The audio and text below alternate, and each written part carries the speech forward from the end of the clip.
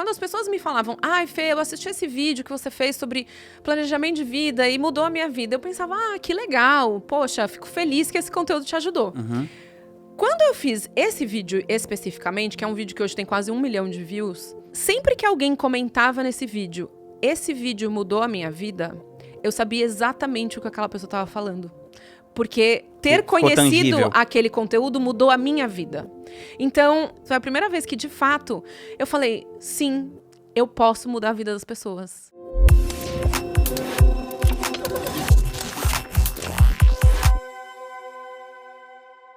Salve, salve, eu tô aqui com a Fê Neut para gravar o nosso primeiro episódio aqui da temporada de 2023. Fê, seja muito bem-vinda. Obrigada. Vocês, como eu, podem ficar surpresos, mas ela me falou que ela já é uma mulher de praticamente 42 anos. Pedi para ela passar o skincare lá pra minha esposa. A Fê já veio aqui faz uns 3 anos, mais ou menos, mas eu já conheço ela faz 8 ou 9 anos. Faz bastante tempo mesmo. Desde quando ela tem ainda, né, o blog Feliz com a Vida. E por que eu conheci a Fê? Eu era muito interessado nessa coisa do nomadismo digital, de morar em outros países, tal, saber como que seria essa experiência. E agora, finalmente, depois de 8 anos, eu estou me preparando para morar fora. E eu quero também saber muito sobre isso dela. Ela também está em lançamento do curso dela. O curso dela se chama Planejando Sua Vida. Planeje Sua Vida. Planeje Sua Vida. Se você quiser dar uma olhada, é planejesuavida.com, o site, que tem lá todas as informações. E ela já estudou muito essa coisa do autoconhecimento. Ela também tem uma formação em psicologia positiva, né, do Martin Seligman. E propaganda e marketing antes. Então, assim, é uma formação bem Sim, ela era diretora de uma agência de marketing antes dela embarcar nessa coisa de ser nômade digital. Depois, ela e o marido, eles moraram um tempo em Nova York, agora fizeram uma mudança totalmente diferente para Los Angeles. O marido dela é americano, também já esteve aqui no podcast, é o Mark.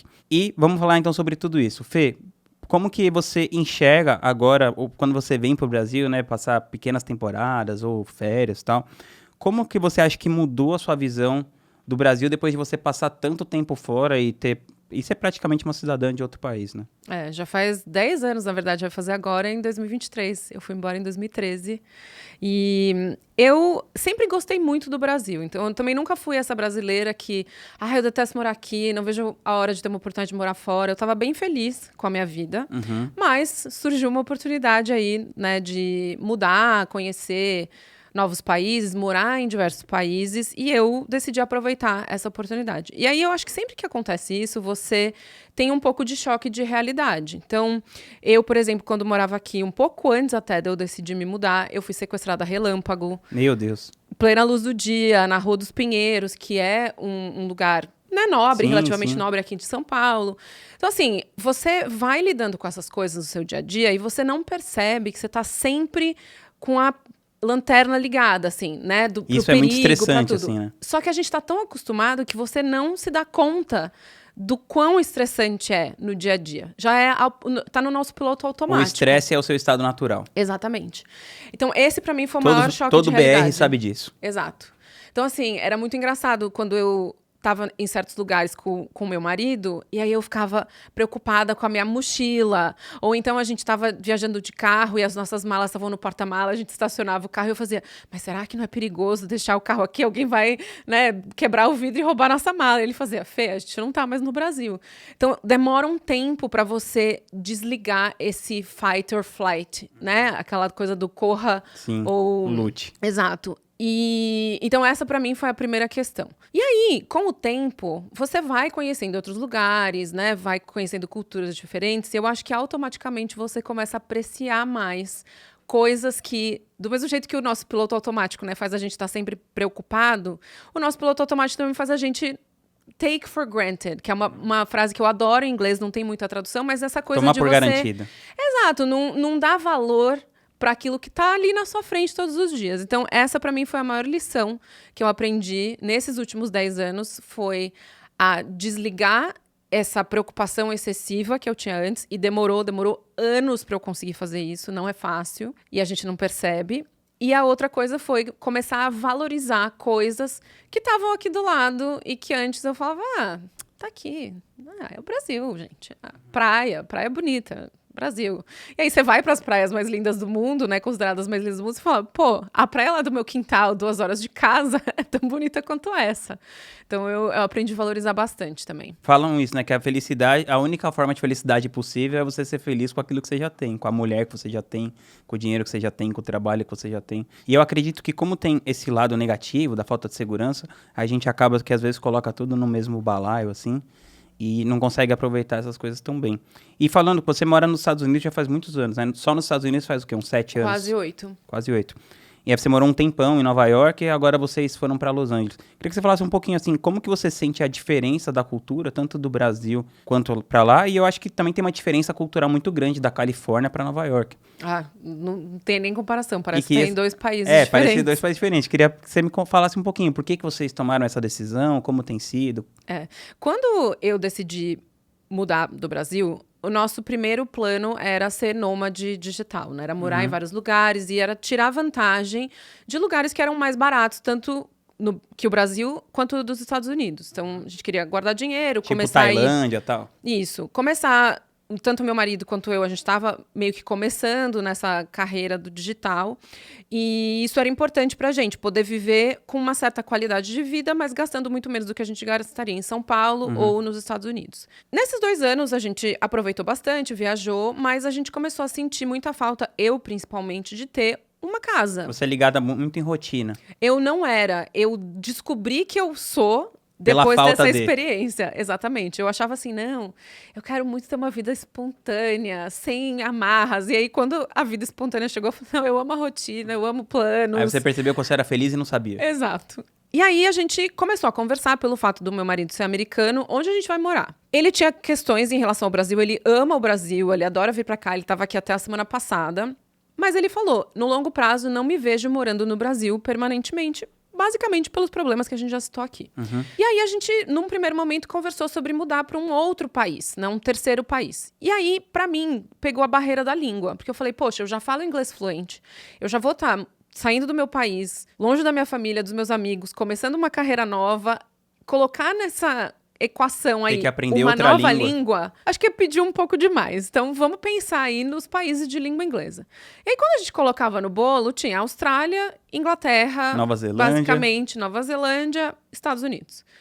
Falei, na boa, Austrália e Nova Zelândia é muito longe, Inglaterra não é a minha praia. Muito frio. Vamos para os Estados Unidos. E aí, a gente tinha 2 opções. Uma foi Austin, no Texas, que foi onde meu marido cresceu, e era uma cidade... É bem hypado lá. Super. E nos últimos anos, né? Todos os nossos amigos que eram envolvidos no digital, tecnologia, estavam mudando pra lá. Tem o SXSW, que é um festival super bacana. Então a gente falou, bom, é um lugar aí que tá nas opções. E eu sempre amei Nova York. Então, quando a gente falou de mudar para os Estados Unidos, eu falei, Nova York seria a minha primeira opção. O Mark tinha estudado em Boston, ele gostava muito, mas não era uma cidade que me atraía. E ele também sempre teve vontade de morar em Nova York. A gente decidiu fazer um teste. A gente foi e morou 4 meses em Austin, morou 4 meses em Nova York e morou 4 meses no Brasil. Pra falar, só pra tirar a prova de que talvez não seja São Paulo mesmo. E aí ficou, assim, evidente que os dois amavam Nova York. A gente foi pra lá no pleno verão, a cidade é maravilhosa nessa época, tem uma energia incrível. E a gente falou, é isso que a gente vai fazer. E aí, em janeiro de 2016, a gente mudou permanentemente pra lá. Os primeiros 3 anos, eu diria que quase 4, foram living the dream. A gente estava vivendo a vida dos sonhos. Eu morava num apartamento no 33º andar, vista pro Empire State. Pequenininho, mas super bacana. E eu tava com aquela animação de conhecer tudo. Nova York tem 1 milhão de coisas pra você fazer. Você tá exposto a... A vida cultural, assim, é muito Exatamente. efervescente. E tem uma vantagem também, que é um lugar que todo mundo quer conhecer, todo mundo quer visitar. Então, sempre tinha um brasileiro. A gente se conheceu pessoalmente pela primeira vez no em show Nova dos tribalistas, York. né? Exatamente. Então, assim, é uma cidade que te traz oportunidades incríveis. E a gente soube aproveitar muito bem essas oportunidades nesse período que a gente estava lá. E aí, o que aconteceu? No meio desse tempo que a gente estava morando lá, o meu marido deu um boom na carreira, fez bastante sucesso, isso mudou a nossa situação financeira. E aí a gente falou, poxa, e se a gente comprar um apartamento aqui? porque é um lugar que a gente se vê morando para sempre. Nova York é sempre um bom investimento. Os juros na época estavam baixíssimos, que é uma diferença entre os Estados Unidos e o Brasil, né? Você consegue comprar uma casa com juros baixíssimos, assim, 2% ao ano. Bizarra a diferença. Exato. Então, quando a gente colocava ali na balança entre pagar uma hipoteca versus pagar aluguel, acabava sendo um pouquinho mais, mas por uma coisa que era nossa. E a gente decidiu que era isso que a gente ia fazer. O que a gente não imaginava era que, com a compra desse apartamento, também viriam várias coisas que a gente não sabia que existiam quando você tem um imóvel nos Estados Unidos, principalmente em Nova York. Então, assim, nosso apartamento tinha vários problemas que a gente não tinha que lidar quando era um apartamento alugado. Quem lidava era o dono, que é assim que funciona lá. Tudo é absurdamente caro quando você, né, vai fazer qualquer tipo de reforma, comprar móveis e tal. E aí a gente percebeu que é isso mesmo que a gente quer? É morar num apartamento super legalzão em Nova York? E com isso, quando a gente já estava meio nessa dúvida, a pandemia aconteceu. E aí, com a pandemia, Nova York sofreu demais, assim... Foi uma das mais afetadas. Foi, milhares de pessoas morreram, a cidade ficou deserta por meses.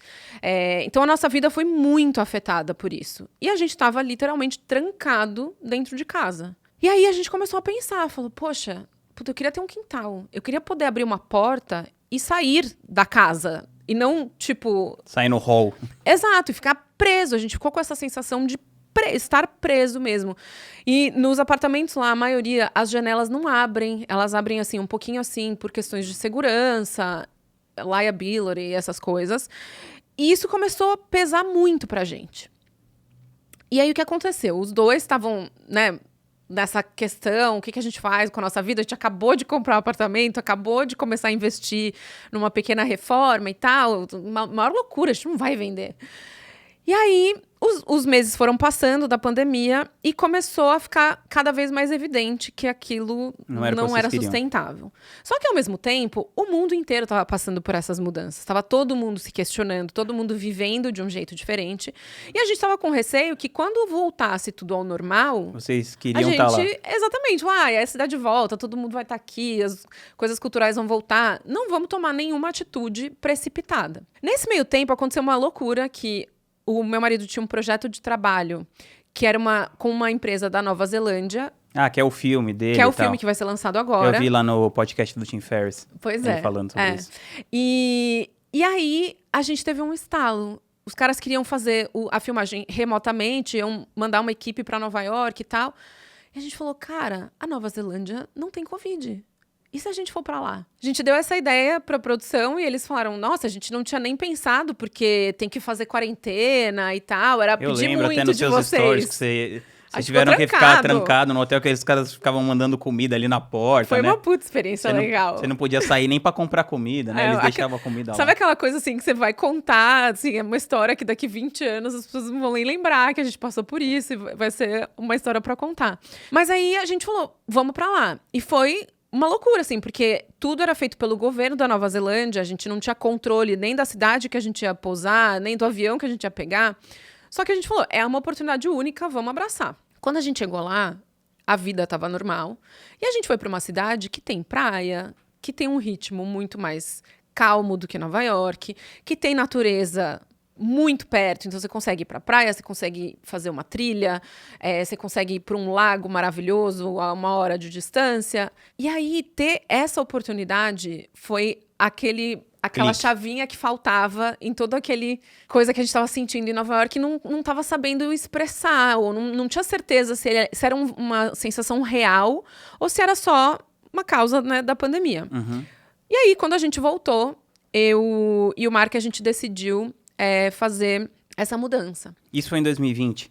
Isso foi 2021. Ou 2021? 2021. Só que uma coisa interessante foi que a gente tinha pensado em LA, né? Não era uma cidade que os dois tinham um sonho de ir pra lá, mas era uma cidade que, ao longo dos últimos anos, a gente ia visitar. A gente tinha amigos que moravam, o Mark tem uma prima que mora lá, então a gente ia pelo menos uma vez por ano.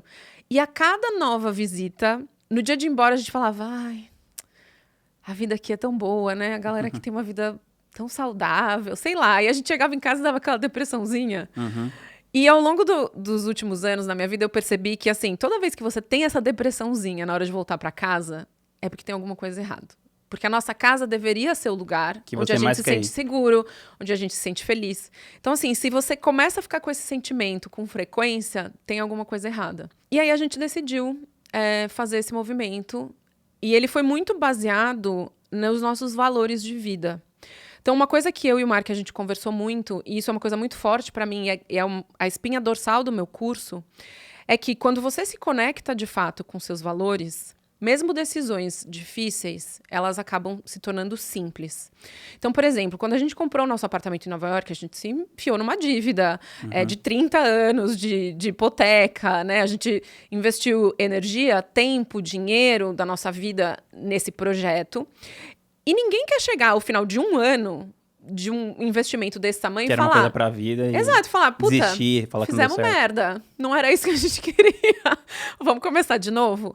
Então, acho que às vezes muita gente acaba se prendendo numa situação dessa. Fala, não, vamos fazer dar certo e tal.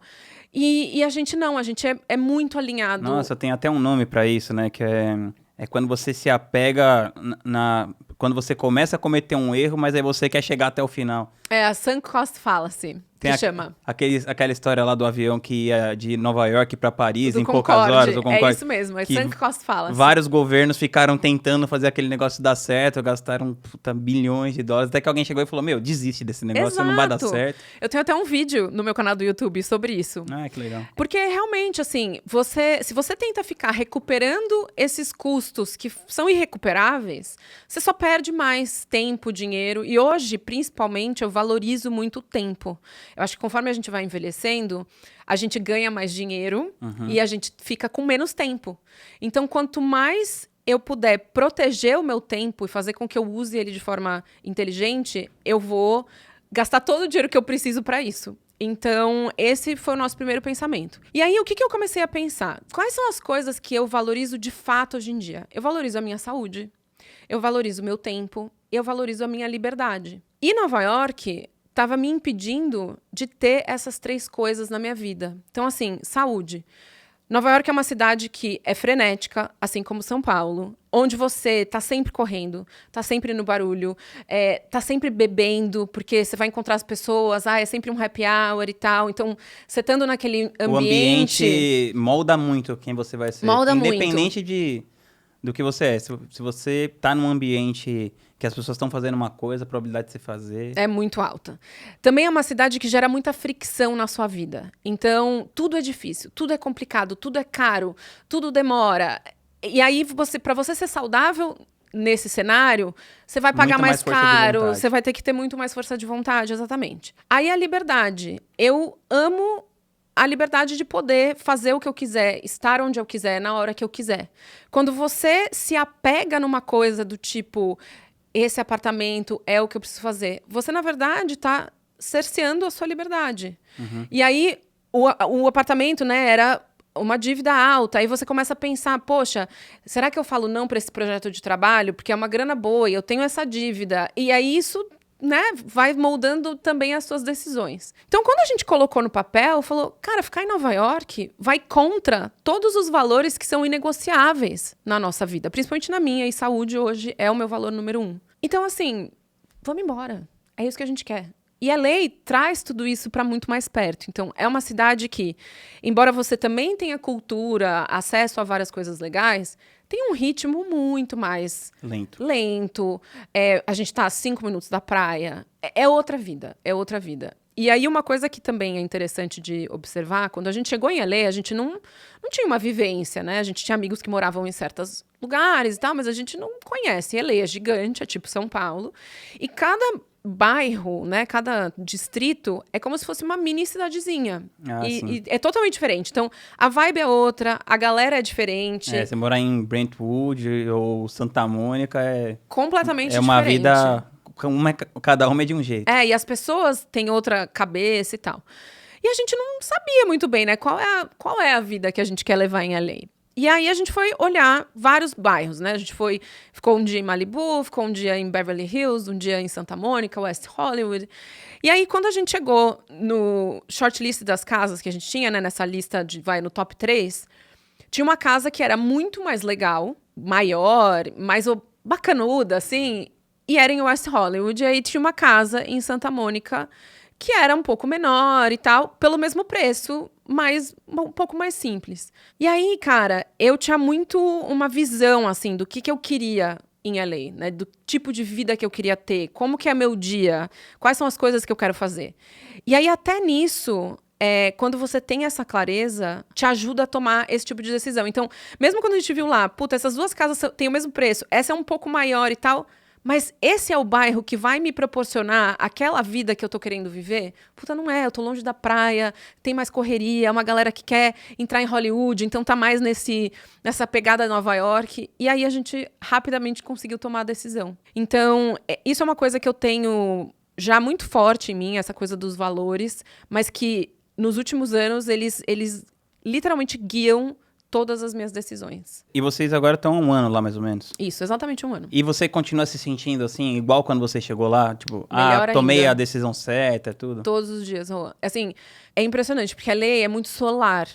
Né? Lá quase não chove, os dias são lindos. Então, isso era uma coisa que, por exemplo, eu tinha subestimado o quanto fazia diferença na minha felicidade. Então, Nova York, eu passava 6, 7 meses do ano tentando evitar o frio, né? Me protegendo de situações que iam me deixar desconfortável. Não dá vontade nem de sair. Não dá vontade de sair de casa. Então, eu tava sempre muito em casa e tal. Agora, não, eu acordo, já tá aquele sol, eu acordo mais cedo, eu tenho mais energia. Eu abro a janela do meu quarto, já dá aquela alegria, sabe? Só de ver o sol. Eu ando de bicicleta na praia. Então, assim, juro, todos os dias, e cada vez que eu desço pra praia de bicicleta, eu tô pedalando ali, eu olho e falo, gente, essa é a minha vida. Tipo, eu não tô acreditando que eu moro aqui. Então, eu tô muito, muito feliz mesmo. Nossa, porque eu percebo isso, assim, às vezes, trabalhando nesse negócio digital, as pessoas, elas têm muito essa, assim, não, quando eu fizer tal coisa, aí eu vou ser feliz. Aí a pessoa faz aquilo e percebe que, na verdade, não muda quase nada, assim. Acho que se você não tem essa parte interior bem resolvida, nenhuma realização externa pode resolver um conflito interno, né? Completamente. Então, acho que isso faz diferença. E outra coisa que eu acho legal, assim, de você, que é bem, sei lá, incomum, vamos dizer assim. Você é uma grande produtora de conteúdo há muitos anos, sei lá, você já teve um canal no YouTube, já tem um canal no YouTube, né? Você não produz faz tempo, mas ele é grande, você tem uma rede social bem engajada, isso desde sempre. E você demorou muito até que você decidisse, de fato, rentabilizar isso. Ou seja, você trabalhou, sem pegar aquele dinheiro que eventualmente estava ali, pelaquela audiência que você construiu. Você demorou para rentabilizar essa audiência e, proporcionalmente, você rentabilizou muito menos do que outras pessoas com menos audiência que você. Eu lembro que eu chamei você em 2015 para conversar disso, e aí você ficou assim, não sei, não tô com pressa pra fazer isso e tal. E a primeira vez que você lançou foi em 2022, né? 2021. 21. Começo de 2021. Então eu queria que você contasse um pouco como que foi esse processo e como que você enxerga isso hoje em dia. Você enxerga isso como um trabalho para você criar uma audiência, para você rentabilizar? Qual que é o propósito? Que eu ficava perguntando, por que ela produz tanto conteúdo se ela não tá rentabilizando isso, né? Assim, é difícil dizer se foi uma estratégia bem sucedida ou não, porque eu não fiz o teste para saber.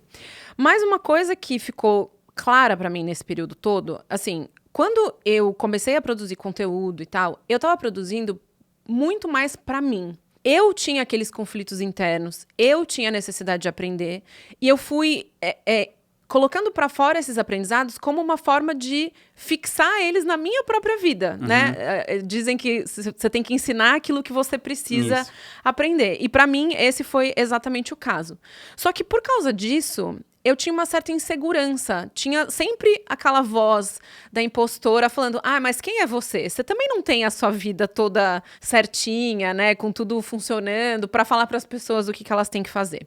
Então, eu acho que no começo tinha um pouco disso. E aí, conforme eu fui criando conteúdo e percebendo que as pessoas me falavam, né? Que você gerava valor. Exato, que de certa forma eu estava transformando ali a vida delas. Não é que eu não acreditava. Era uma coisa de pura confiança mesmo. Eu pensava, talvez foi essa pessoa, com esse assunto específico, mas, sei lá, como é que eu vou transformar isso num produto? E aí teve uma coisa que aconteceu na minha própria vida que foi muito impactante pra mim, que foi uma doença autoimune que eu descobri que eu tinha, em decorrência de próteses de silicone que eu tinha colocado no passado. E aí você documentou o lance do explante. Exatamente. Aí quando eu fiz esse vídeo... Então assim, quando as pessoas me falavam, ai, Fê, eu assisti esse vídeo que você fez sobre planejamento de vida e mudou a minha vida. Eu pensava, que legal. Poxa, fico feliz que esse conteúdo te ajudou. Uhum. Quando eu fiz esse vídeo especificamente, que é um vídeo que hoje tem quase 1 milhão de views, sempre que alguém comentava nesse vídeo, esse vídeo mudou a minha vida, eu sabia exatamente o que aquela pessoa estava falando. Porque ter conhecido aquele conteúdo mudou a minha vida. Então, foi a primeira vez que, de fato, você me arrepia falar isso, mas foi a primeira vez que, de fato, eu falei, sim, eu posso mudar a vida das pessoas. Real. Porque eu mudei a minha vida por causa de um conteúdo na internet. E aí isso me deu um gás. Que toda aquela insegurança que eu tinha no passado, eu falei, meu, não importa se ninguém comprar, se me criticarem, se perguntarem quem sou eu vou fazer. Porque se eu transformar a vida de uma pessoa, já valeu a pena meu trabalho. Então, eu acho que eu precisei dessa mudança de chave interna, mais uma vez, para acreditar que eu tinha a capacidade de transformar a vida das pessoas de fato, né? E que isso merecia o dinheiro das pessoas. Porque até então eu falava, isso que eu tô dando, essas dicas, né, que eu tô dando, poxa, eu daria pra uma amiga, então eu dou de graça. Só que nesse tempo todo, as ideias, eu sou uma pessoa com muita ideia, eu tenho mais ideia do que eu tenho capacidade de realizar. Então assim, eu já tinha ideias, eu já tinha listas das coisas que eu poderia criar, dos produtos, como é que eles seriam, que assuntos eu abordaria. Então, embora tenha sido uma decisão que eu tomei em 2019, isso já estava na minha cabeça há muito tempo. Uhum. E aí eu acho o seguinte, né, entrando especificamente na sua pergunta. Eu acho que tem muita gente que lança o MVP, né, o Minimal Viable Product, que é aquele produto que você faz para testar e você vende. Eu acho que se eu tivesse feito isso no passado, eu teria começado vendendo bem pouquinho. Aí eu melhoraria o produto, venderia um pouco mais, melhoraria o produto, venderia um pouco mais. Eu acho que nesse tempo todo em que eu dei muito conteúdo de graça, eu fui fazendo isso. Eu fui lapidando o meu conteúdo, eu fui lapidando a minha habilidade de falar no vídeo, de falar em público. E quando eu criei meu produto, eu já estava muito mais madura do que eu estaria se eu tivesse criado em 2005, quando eu tive a ideia. Uhum. Então, no final das 2015, contas... né? 2015. Quando falou 2005. 2015. Então, assim... O meu primeiro lançamento foi muito bem sucedido, muito mesmo. E eu acho que se eu tivesse lançado ele antes, eu teria atingido praticamente o mesmo sucesso, mas diluído ao longo de vários anos. Você esperava ter quantos alunos quando você lançou a primeira vez? A minha meta, que eu escrevia todo dia lá no meu planner, era ter 1.000 alunos. E aí eu bati a meta. Então, assim, foi uma coisa... muito ter 1.000 alunos no primeiro... primeiro lançamento, primeiro de tudo, assim. Então, eu acho que... O que teria acontecido? Eu teria feito um primeiro lançamento, vendido 50, um outro vendido 200, e um outro vendido 500. Eu acho que ao longo de 5 anos, eu teria vendido esses mesmos 1.000 e poucos cursos, né? Imagina, você teria vendido muito mais. Talvez. Depende de quantas vezes você lançasse, né? Porque... Tudo depende, nesse caso, varia muito o tanto de vezes que você lança. Porque imagina que assim, sei lá, você precisa comprar um tênis. E aí, sei lá, de repente, dia 13 de março, você tá no momento que você passou naquela loja e é o dia de você comprar aquele tênis. Mas se aquele tênis fosse oferecido para você em janeiro ou em dezembro, você não iria comprar. Então, claro que quanto mais vezes você lança, você tem mais momentos de compras de mais pessoas, então acaba que você vende mais. Mas claro, se você lançasse pouquíssimas vezes, talvez desse na mesma. Então é isso que eu penso em relação a isso, mas não temos como saber. E você... e agora, qual que é o plano desse produto daqui pra frente? Você está lançando agora em janeiro de 2023 de novo. Você pretende lançar uma vez por ano, né? Pelo que eu entendi. Isso, esse foi o meu... minha estratégia inicial. Todo o meu lançamento foi feito de forma orgânica. Eu não investi nenhum real em tráfego pago. E você, esse vai ser o segundo ou o terceiro? Terceiro. O segundo foi muito melhor do que o primeiro. Ainda orgânico. E mesmo assim foi no orgânico? Tudo orgânico. Então, e aí eu sou teimosa. E aí eu acho que é o meu background de publicitária. Enfim, eu queria ter um grupo de controle. Porque no primeiro eu não investi, foi tudo orgânico. Mas ao mesmo tempo eu tinha uma demanda represada. E eu já sabia, né, que essa demanda... Uhum.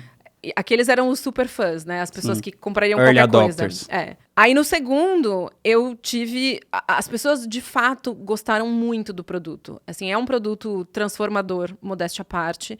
Porque ele traz um conteúdo que não tem no mercado. Ele é muito original mesmo. E não porque não tem tudo que tá lá, assim, você vai encontrar em livros, e eu cito várias coisas, mas é a curadoria mesmo, é a forma com que ele foi concebido que é bem única mesmo.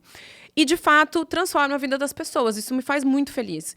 E as pessoas, elas ficam tão felizes com a transformação que o curso trouxe para a vida delas, que elas são as minhas maiores divulgadoras. Exatamente. Então, assim, toda vez que eu falo do lançamento, todo mundo fala, não, eu fiz, você tem que fazer, foi incrível para minha vida e tal.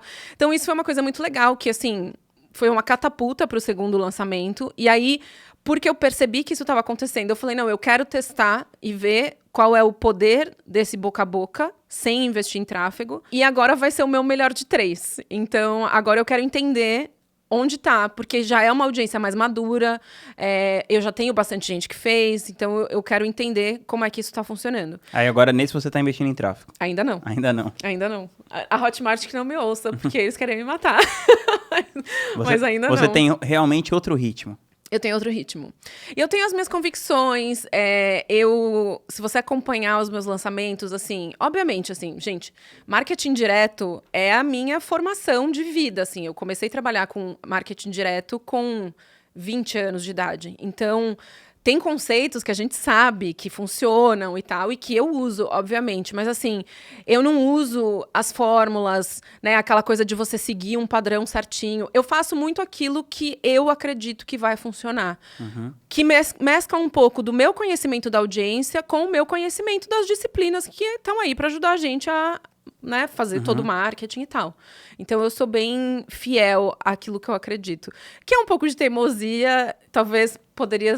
né, funcionar diferente. Não, mas fala um pouquinho, por que você, tipo, você já fez uma vez, deu muito bom, então vamos partir de um princípio assim, o Instagram, qualquer rede, ela vai entregar o seu conteúdo para um percentual da sua audiência. Então, vamos supor, sei lá, você tem 200 mil pessoas, eles vão entregar para 15 mil, para 20 mil. Se você pagar aquele mesmo conteúdo, em vez de ir para 15 mil, para 20, sei lá, você pode ir para 50, para 100, da sua própria audiência. O que faz você chegar nessa decisão de não investir? Você não quer que o negócio cresça tão rápido? Não, o meu engajamento é muito alto. Sim. Com a minha audiência orgânica. E eu queria saber mesmo, eu queria testar. Então, mas agora que você já fez 2 vezes e já bombou as 2 vezes... É que a segunda, as pessoas estavam muito naquela... Ai, meu Deus, eu não acredito que eu não comprei na primeira. E aí, tem uma questão da escassez, que no meu caso, ela é uma escassez real. E as pessoas aprenderam isso. Que você só lança uma vez por ano. Então, quando eu falo pra pessoa, é só essa vez, ela sabe que é só essa vez. Mesmo. Senão, ela vai ter que esperar 1 ano. E foi isso que aconteceu. E assim, tá dando certo. Não, claro, tá dando super certo. Então, assim... Obviamente, talvez eu poderia bombar e trazer mais gente ainda. Poderia, mas eu queria ter esse grupo de controle aí de melhor de 3 para eu entender exatamente quem é a minha audiência, como é que funciona, onde está o engajamento e tal. E essa é uma... A terceira está sendo uma arriscada, mas eu tô... Isso me empolga também, porque eu amo estratégia, Rodrigo. Eu amo. Se você vê, assim, quando a gente criou, eu tenho uma pessoa que trabalha comigo, né, a Cíntia, e quando a gente criou toda a régua de e-mails, né, como é que as pessoas iam receber aquilo, me dá uma felicidade quando eu olho todo o fluxo, assim, se a pessoa entrar nessa base, ela vai receber aqui, se ela não abriu, ela vai receber aquele e tal, e eu tenho muito orgulho da minha, porque assim, as pessoas não recebem e-mails repetidos, o texto é todo personalizado, eu fiz todo o copy, porque foi uma outra coisa que eu estudei, que eu adoro fazer, então, pra mim, todo o processo é muito... empolgante. Sim. Não, você manda super bem. É impressionante o engajamento que você tem. E você... Então, vamos supor, você vai lançar agora em janeiro, então provavelmente você vai lançar de novo em janeiro de 2024. Então, isso é o que eu tô avaliando. Porque uma coisa que eu já sei, essa vai ser a última turma que vai ser lançada nesse formato. Então, isso é uma outra coisa que eu também tô comunicando agora. Nesse formato, do jeito que ele tá. O curso é vitalício, hoje em dia. Então, assim, esse formato é a última vez. Eu vou reformular, porque eu também aprendi. Tem coisas que eu quero acrescentar, tem melhorias que eu já sei que eu posso fazer. E hoje eu trago muito disso nas aulas ao vivo. Então, quem tá comprando até agora não tá perdendo em nada, mas, né... Mudei, claro. Exatamente, assim, hoje tô num outro lugar, quero gravar de novo e tal. Então, assim, eu ainda tô fazendo o meu planejamento de 2023. Eu tenho alguns outros projetos que eu também tô pensando em colocar em prática esse ano. Então, mas dentro do digital ou fora? dentro e fora. Tem algumas coisas que eu já tenho feito também. Então, por exemplo, ano passado eu investi numa empresa de produtos voltados para a saúde e bem-estar e tal. Então, assim, eu tô entrando aí em outras frentes. Esse ano eu vou fazer um curso para me tornar uma chefe. Ah, que legal. De comida funcional mesmo, coisas voltadas para a saúde, que é uma outra coisa que meu interesse tem subido cada vez mais. Isso tem um viés profissional ou é aquele lance que saúde é seu valor número 1? Tem um pouco dos dois. O que eu acho? Por muito tempo, a minha vida profissional estava sempre muito alinhada à minha identidade como pessoa. Então, até eu ter mais ou menos os meus 30 anos, eu era a Fernanda publicitária. E aquilo estava intimamente ligado com a minha identidade. E isso foi um grande problema para mim. Porque quando eu me vi sem aquele trabalho, eu não sabia mais quem eu era. Uhum. Então, o maior aprendizado que eu cheguei, né, ao longo desses últimos 10 anos que eu trabalhei muito meu autoconhecimento, é que eu não sou o que eu faço. Total. Eu sou eu. E eu posso fazer muitas coisas. Eu gosto de muitas coisas, eu tenho interesses diversos, eu sou uma pessoa muito curiosa. Então, hoje, eu não faço nada pensando... isso aqui eu vou fazer porque vai ser trabalho e tal. Por exemplo, no ano de 2020, eu fiz um curso para ter uma certificação de Health Coach. A minha ideia com esse curso era cuidar da minha própria saúde. Eu sabia do dia 1 que eu não ia ser Health Coach. Só que fazer esse curso também foi super importante na criação do meu curso. Em termos de metodologia, de coisas que eu vi lá que eu achei que foram super legais, de coisas que eu achei que não foram tão bem feitas, que eu poderia fazer melhor. Então, assim, o curso era sobre saúde. Eu fiz por causa da minha própria questão, mas foi um curso extremamente útil numa outra área completamente diferente da minha vida. Então, hoje, quando eu penso em fazer algo do tipo, eu nunca penso assim, mas onde que eu posso usar isso? Vou monetizar no futuro e tal. Não, eu faço por mim e eu tenho certeza que ele vai me trazer algum tipo de benefício no futuro. Então, eu penso quando eu estiver pronto. Entendi. Não, o que eu queria perguntar antes era o seguinte, né? Falando que eu comecei a falar assim, você só vai lançar daqui a 1 ano. Mas sei lá, você não vai lançar tipo a cada 2 meses, né? Você lança assim, bem mais espaçado. A minha dúvida é assim, como que você... Vamos supor que você fosse lançar daqui a 6 meses ou daqui a 1 ano. Como que você cria o público novo nesses 6 meses? Você tem uma estratégia de produção de conteúdo para você sempre ter um público novo e tal? Ou não necessariamente? Sim e não. Eu não concordo. E aí eu acho que vale a gente entrar numa questão que, assim, por muitos anos na minha vida, eu priorizava 100%, assim, número 1, o dinheiro. Então, o dinheiro era a coisa mais importante pra mim, porque eu cresci pobre. O dinheiro é maravilhoso. E eu queria ganhar o quanto mais eu pudesse. Então, eu não me incomodava de trabalhar 15 horas por dia, de dormir 3 horas por noite, de não comer, de ter que comer pizza de madrugada no trabalho. E eu não me incomodava mesmo. Pra mim, era parte... Aquilo me energizava. Quando eu tava trabalhando pra caramba, eu pensava, eu tô no caminho pra ganhar cada vez mais dinheiro. Nos últimos anos, eu tive uma mudança drástica de valores. Várias coisas aconteceram na minha vida e o dinheiro ainda é importante, obviamente, mas ele teve uma importância menor. Ele foi ganhando uma importância menor, e principalmente porque quando você tem, você consegue priorizar outras coisas. E aí, o que acontece? Eu comecei a perceber, principalmente nos últimos 4 anos, uma tendência no Instagram. No YouTube também acontece, mas eu acho muito maior no Instagram. De uma produção desenfreada de conteúdo, né? Dessa coisa do, o algoritmo, eu preciso criar cada vez mais, eu preciso estar lá todos os dias, senão as pessoas vão me esquecer. E eu comecei a observar as pessoas ao meu redor, porque quando a gente trabalha com isso, a gente acaba se relacionando com muita gente, né? Do mesmo mercado. E eu tava vendo todo mundo desesperado, doente, odiando fazer aquilo e fazendo porque tinha que fazer. E eu, por estar muito conectada com os meus valores, parei e falei, cara, não é isso que eu quero. Eu gosto de criar conteúdo. Eu gosto.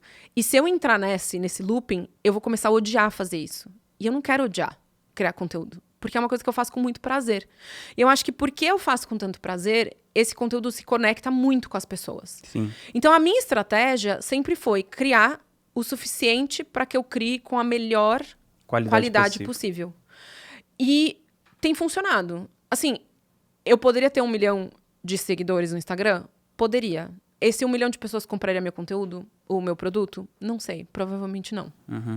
E hoje, assim, todas as pessoas que estão lá, elas são muito conectadas comigo.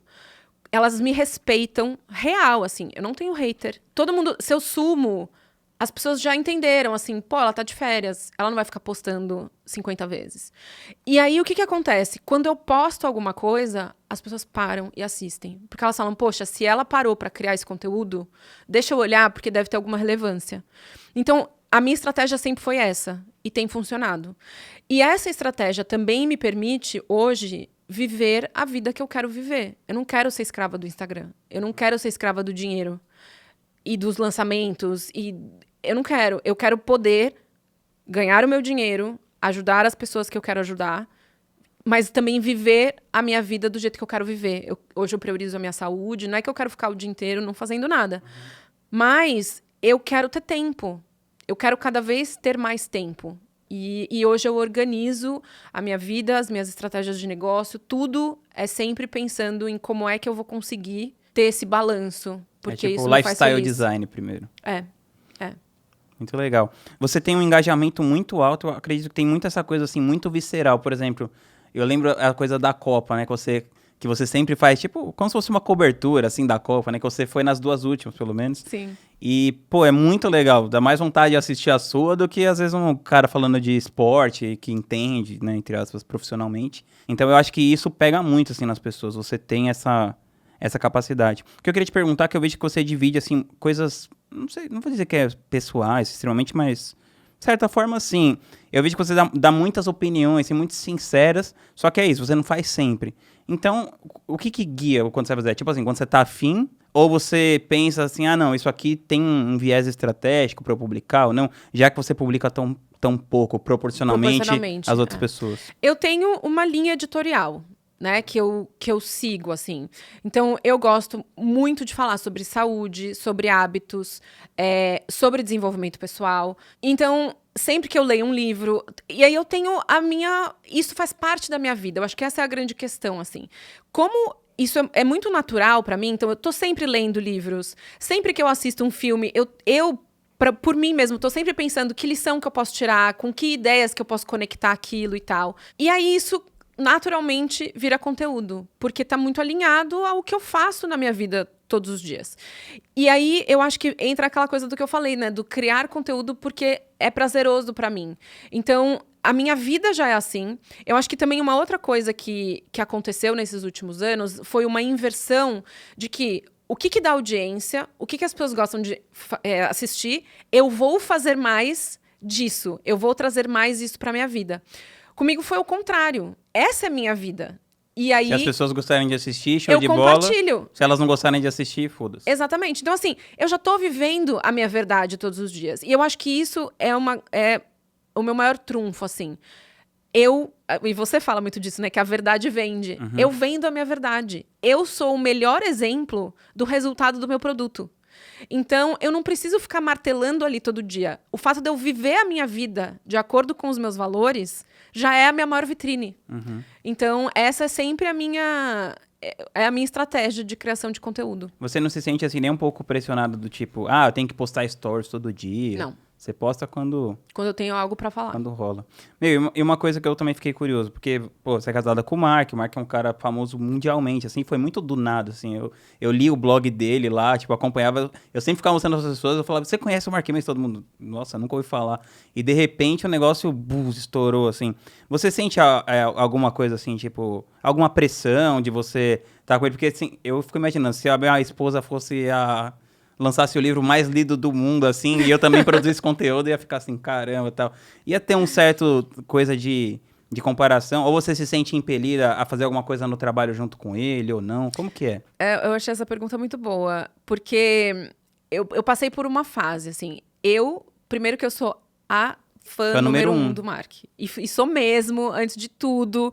Quando ele só tinha o blog, que ninguém conhecia, eu falava... Gente, ele escreve muito bem. Eu falei isso pra ele. Ele demorou 1 mês pra me mostrar o blog. Ele me falava, eu trabalho com internet, e não sei o quê, e não sei o que lá. E eu falava, o que esse cara faz? E aí, um dia, acho que foi no nosso 3º encontro, ele falou, eu tenho um blog, eu escrevo e tal. Aí eu falei, me manda o seu texto favorito. E ele me mandou um texto que se chama Dust Over India, que é um texto que ele escreveu sobre a Índia. E quando eu li aquele texto, eu falei, esse cara é muito talentoso. É muito talentoso. E eu virei pra ele e falei assim, se você continuar assim, você vai fazer muito sucesso um dia. Tenho certeza absoluta. Eu já vi ele falando isso, que você foi que o fato dele ter um livro e tal, teve muito do seu incentivo pra ele fazer e tal. E quando ele lançou o livro que eu li o primeiro draft, né, antes da editora e tal. Quando eu terminei de ler, eu falei pra ele, esse livro vai vender 1 milhão de cópias. E ele olhou pra mim e falou, imagina, você sabe que livros que vendem 1 milhão de cópias? Tipo, 10, dá pra contar nos dedos de uma mão. Eu não sei, o seu vai, eu tenho certeza absoluta. Então, assim, eu sou a fã número 1 real, oficial. E eu fico muito feliz, e aí não só com ele, assim, mas quando eu vejo os meus amigos, todo mundo que eu amo na minha vida, eu fico muito feliz de ver essas pessoas voando. Então, assim, comparação nunca existiu. Eu vibro muito, ajudo, leio os livros antes, dou minha opinião e tal. Eu amo estar nos bastidores. Isso eu sei e tal, mas é que, sei lá, eu já fui empresário de artistas e eu via muito assim, às vezes eu tô um artista muito famoso, aí a pessoa vira tipo assim, não, ele é o filho do fulano, ele é a esposa do fulano e tal. Quando a pessoa fica muito famosa, acaba rolando isso e não, e hoje que é muito na chato, Wikipedia, assim, né? se você pôr meu nome, principalmente no gringo, eu não sei aqui no Brasil, mas aparece que eu sou... A primeira coisa que eu sou a esposa do Mark Manson. E eu, então. tipo, mano... mas uma coisa que aconteceu é que, como por toda a minha vida, o meu principal objetivo era ganhar dinheiro profissionalmente, por eu estar casada, obviamente, eu fui beneficiada pela parte financeira também.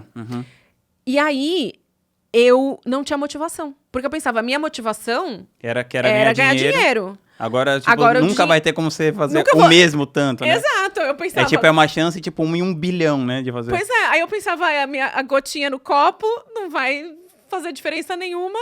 Pra que eu acordo de manhã e me mato de trabalhar?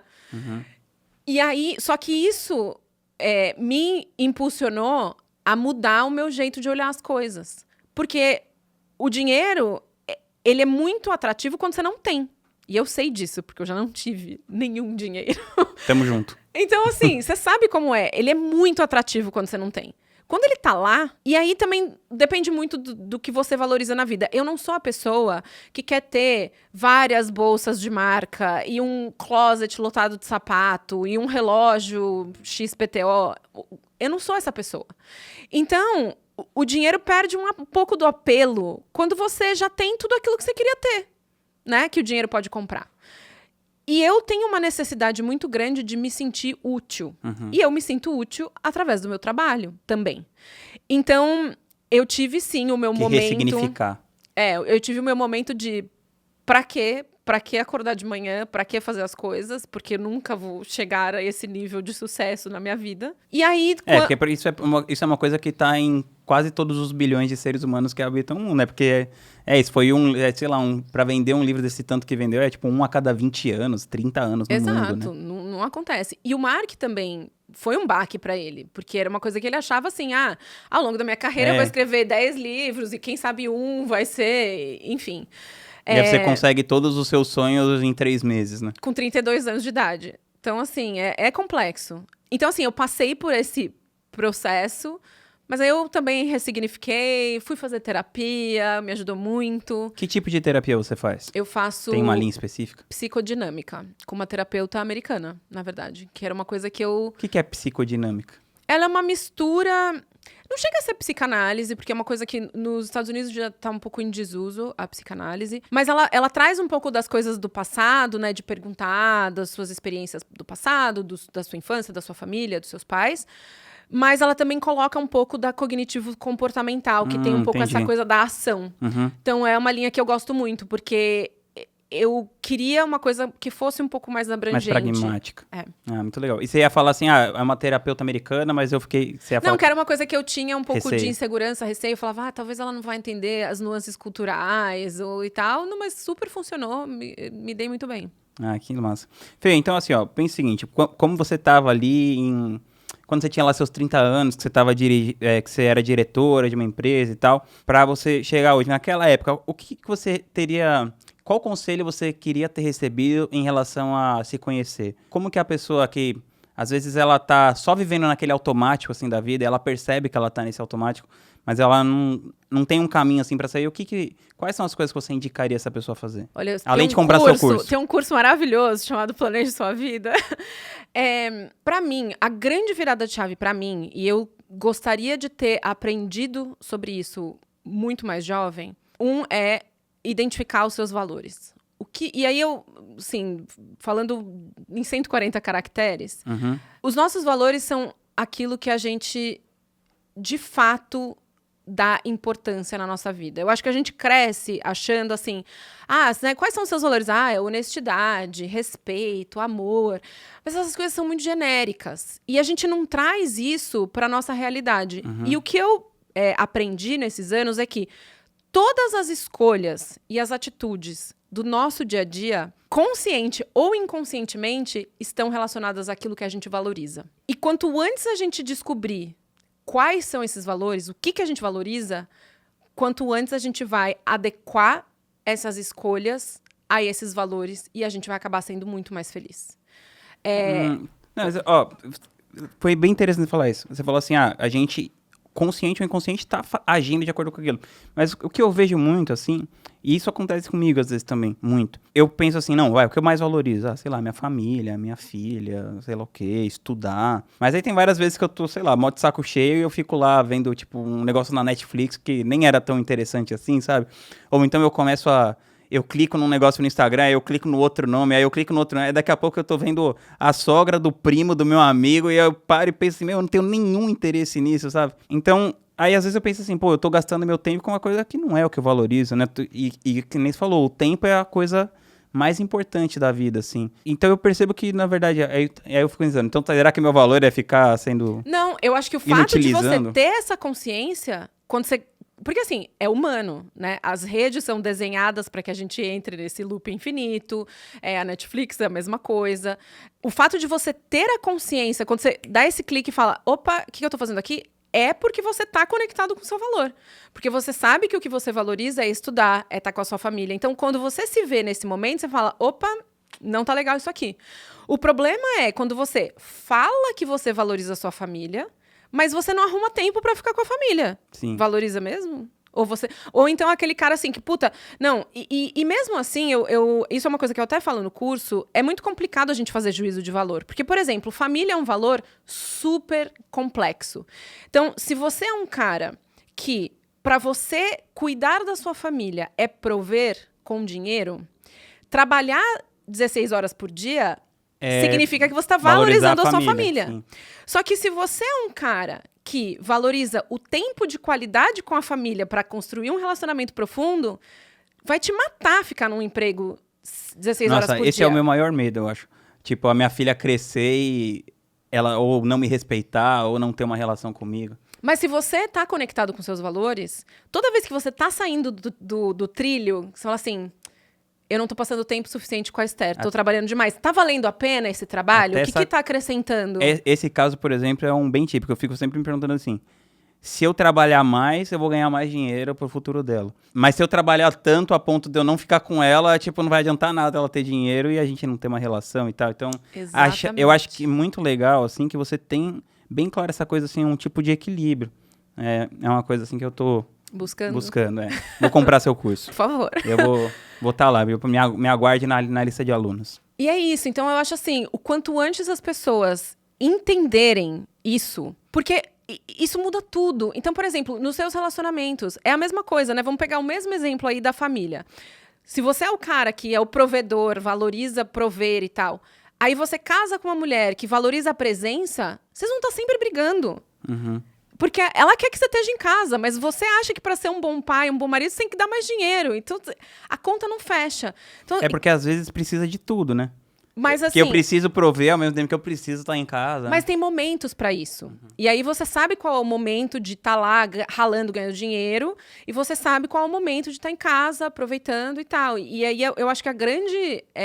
o segredo, né, da felicidade, olha eu aqui, a guru da felicidade, é você entender quando são esses momentos e dosar. É isso que é o lance, é o automático, né? Tipo assim, não mergulhar tanto a ponto de você parar de ver o que tá o que tá acontecendo. Acho que por isso, essa coisa de fazer terapia, assim, sempre terapia ajuda é muito, vida. né? E aí, a outra coisa que eu achava a maior balela, se me falassem com 30 anos, eu ia falar, ai, que chata. Gente, cuidar da saúde. A nossa saúde é a coisa mais valiosa que a gente tem. E a gente não dá valor quando a gente é jovem, porque a gente tem. Porque tem sobrando. Exato. Então, assim, quanto antes a gente começar a cuidar da nossa saúde, pensar na nossa velhice como um investimento e não como uma coisa horrível que vai acontecer com a gente. Todo mundo vai ficar velho, então vamos transformar a velhice numa coisa, né, legal. Eu quero ter autonomia, eu quero ser uma pessoa ativa, intelectualmente, fisicamente, e a gente tem que começar a planejar isso quando a gente é jovem. E eu acho que a gente chega a essa conclusão quando já está no meio do caminho lá, escorregando, e aí esse é o meu conselho. Aí você começa a ver que a casa vai cair, aí você corre atrás. Aí já tá lá... Enfim, esses seriam os meus 2 conselhos. Fê, eu gosto muito das suas indicações também, então eu queria pedir para você indicar um filme, um documentário e um livro para ler em 2023. Quer dizer, documentário, filme para assistir e o livro para ler. Bom, um documentário que eu assisti recentemente, eu tava esperando uma coisa completamente diferente, foi um documentário sobre Woodstock. O de 99. Foi muito interessante ter visto, porque ele foi todo organizado pela galera do Woodstock de 79. E eles acharam que, poxa, foi tão legal, paz e amor e liberdade, essa geração precisa disso. E o negócio, assim, o tiro saiu totalmente pela culatra. Eu não sei, galera mais jovem aí que te segue provavelmente não acompanhou, mas eu tinha 16, 17 anos na época. E foi uma coisa, assim, completamente chocante. E eu achei que valeu muito a pena pra gente entender que, assim, as gerações têm essa mania de achar que, na minha época era diferente, na minha época era melhor. E a gente não sabe, né? A gente não tá vivendo as coisas que as novas gerações estão vivendo. Uhum. E a gente não pode se usar como referência. Então, eu achei que, pra mim, a lição que eu tirei, além do quanto foi maluco ver aquilo, mas assim, a lição que eu tirei foi essa, assim, a gente precisa ser menos autorreferente quando a gente tá pensando nos outros, né? Um filme que não entrou no radar aí das pessoas, pelo menos eu não vi nos Estados Unidos, não sei como é que foi no Brasil. Nossa, eu nunca tinha ouvido falar desse filme. É um filme chamado A Bela Vingança. É um filme que mostra muito do que as mulheres sofrem, mas de um jeito que traz um impacto com um pouco de humor. O filme é muito legal, eu gostei demais. E ele... Enfim, não vou dar spoiler, mas ele trata muito essa coisa, né, da mulher ser vista como objeto e tal, mas de um jeito interessante, criativo e legal, assim. Eu assisti ele com o Mark, e o Mark falou, nossa... Acho que eu já fiz umas coisas que esses caras também fizeram. Então, ele te faz refletir, né? Como mulher, traz aquela coisa do tipo... Nossa, que bom alguém tá mostrando algo que eu já passei. E aí, como homem, te faz refletir do tipo... Refletir. Nossa, acho que eu já fiz uma dessas aí, né? E aí, te traz o ponto de vista da mulher. E um livro que eu li recentemente, que eu gostei muito, foi A Mente Moralista, do Jonathan Haidt. Eu acho que em tempos de polarização e radicalismos excessivos, né? É um livro que é muito elucidativo, assim, e eu gostei demais, recomendo muito. Foi muito incrível. Já conta comigo ali na sua lista de alunos. E espero que você não demore mais 3 anos para vir aqui, que a gente se encontre antes. Muito obrigado por ter aceitado. Agora eu venho para São Paulo com frequência. Estarei aqui sempre que você me chamar. Foi com demais. o maior prazer. Valeu, Obrigada, Fê. Obrigado.